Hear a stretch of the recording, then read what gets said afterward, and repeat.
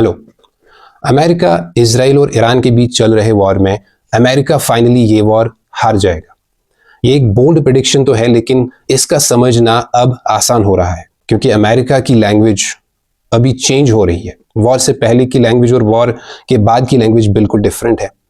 Iran भी बिल्कुल हार नहीं मान रहा और इनफैक्ट ये प्रेडिक्शन 2 साल पहले ही एक चाइना के हाई स्कूल टीचर ने दी थी कि क्यों ये वॉर अमेरिका के लिए बहुत मुश्किल होगा।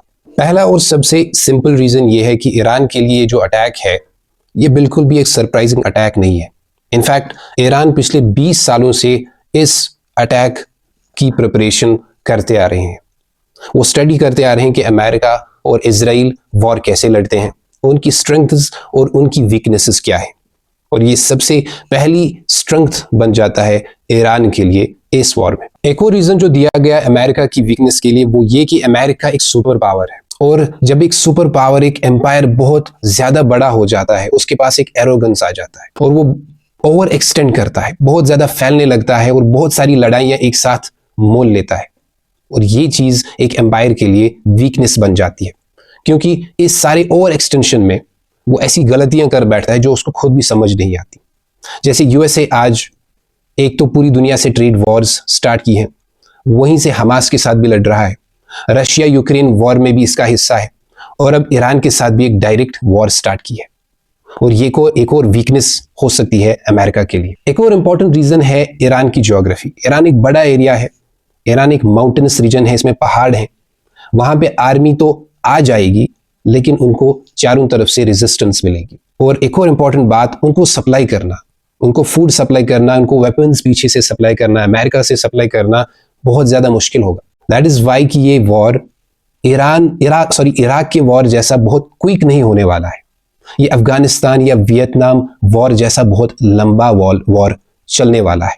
इसी को कहते हैं वॉर ऑफ एट्रिशन, जो अमेरिका के लिए बहुत ज्यादा कॉस्टली साबित हो सकता है। इसके अलावा ईरान ये वॉर अकेले नहीं लड़ेगा। ईरान के हर जगह पे अपने प्रॉक्सीज लड़ रहे हैं।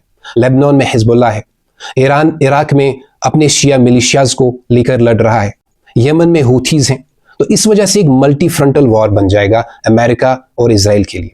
कहां से अटैक होगा ये उनके लिए बहुत मुश्किल होगा प्रिडिक्ट करना।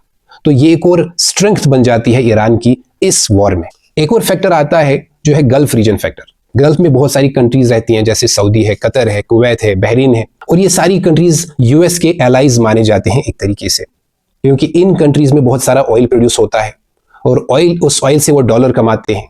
वो डॉलर बहुत ज्यादा क्वांटिटी में इन्वेस्ट होते हैं वापस अमेरिकन इकोनॉमी में। आप कह सकते हैं कि अमेरिकन इकोनॉमी बहुत ज्यादा डिपेंड करती है इन अरब कंट्रीज के इन्वेस्टमेंट्स पे। अगर ये ऑयल फील्ड्स अटैक होते हैं तो इन्वेस्टमेंट्स भी अमेरिकन इकोनॉमी में खत्म हो जाती हैं। तो इस तरह से अमेरिकन इकोनॉमी बहुत ज्यादा डायरेक्ट इंपैक्ट में आ जाती है अगर ये ऑयल फील्ड्स अटैक होते हैं ईरान की तरफ से। इसके अलावा ये अरब कंट्रीज के पास काफी पानी नहीं है, उनके लिए पानी, पीने का पानी बहुत ज्यादा नहीं है, इसलिए वो समुद्र के पानी पे बहुत ज्यादा डिपेंड करते हैं, डिसैलिनेशन प्लांट्स पे, जहां पे समुद्र का पानी साफ होता है। और ये प्लांट्स ईरान का एक इजी टारगेट बन सकती हैं और इस तरीके से वो एक प्रेशर क्रिएट कर सकते हैं अमेरिका पे इन कंट्रीज के थ्रू। एक और पॉइंट आता है ऑयल के रिगार्डिंग, वो है straight of Hormuz. Straight of Hormuz एक वाटरवे है जो बहुत नैरो है और ईरान से गुजरती है, जहां से 20% से ज्यादा ऑयल ट्रेड होता है। और ये स्ट्रेट ऑफ हॉर्मुज ईरान ने ऑलरेडी कहा है कि उन्होंने ये बंद की है, और अगर ऐसा होता है तो ऑयल प्राइसेस आसमान छुएंगे। सुनने में आया है कि अगर ऐसा इंडिया में होगा तो इंडिया में ऑयल प्राइसेस तकरीबन 5,000 रुपए पर लीटर पहुंचेंगे। तो यू कैन इमेजिन कि ये कितना पूरी दुनिया के लिए डेंजरस बन सकता है। और इस वजह से पूरी दुनिया का यूएसए और इजराइल पे एक प्रेशर बनेगा इस वॉर में। लास्ट बट नॉट लीस्ट एक और पॉइंट आता है इस वॉर में जिसको बोलते हैं एसिमेट्रिक वॉरफेयर, यानी कि यूएसए, इजराइल और ईरान के वेपन्स एक जैसे नहीं है। ईरान के वेपन्स अगरची टेक्नोलॉजिकली उतने एडवांस नहीं है लेकिन सस्ते हैं, बहुत ज्यादा हैं। वहीं पे इजराइल और यूएसए का डिफेंस सिस्टम बहुत एक्सपेंसिव है। तो एक और पॉइंट बन जाता है ईरान के सपोर्ट में, ईरान के लिए एक प्लस पॉइंट बनता है, क्योंकि फॉर एग्जाम्पल अगर यहाँ से $50,000 का मिसाइल जाता है ईरान की तरफ से, तो वहां से यूएसए और इजराइल की तरफ से $30 लाख का खर्चा आता है उसे एक मिसाइल को रोकने में। तो इस वजह से ईरान चाहेगा कि ये वॉर लंबा खींचे, जिसकी वजह से यूएसए इजराइल का डिफेंस सिस्टम वीक और एग्जॉस्ट हो जाए। इसको बोलते हैं एसिमेट्रिक वॉरफेयर, और ये भी एक प्लस पॉइंट बन जाता है ईरान के लिए। ये सारे फैक्टर्स जैसे geography of Iran, asymmetric warfare, इस वॉर को बड़ा लंबा करने वाले हैं। और जहां पे वॉर लंबा होता है वहां पे अमेरिका की स्ट्रेटजी बिल्कुल फेल होती है, जैसे कि अफगानिस्तान में हुआ, वियतनाम वॉर में हुआ, जहां पे वॉर्स बहुत ज्यादा लंबे हुए और अमेरिका को फाइनली विड्रॉ करना पड़ा, हार माननी पड़ी।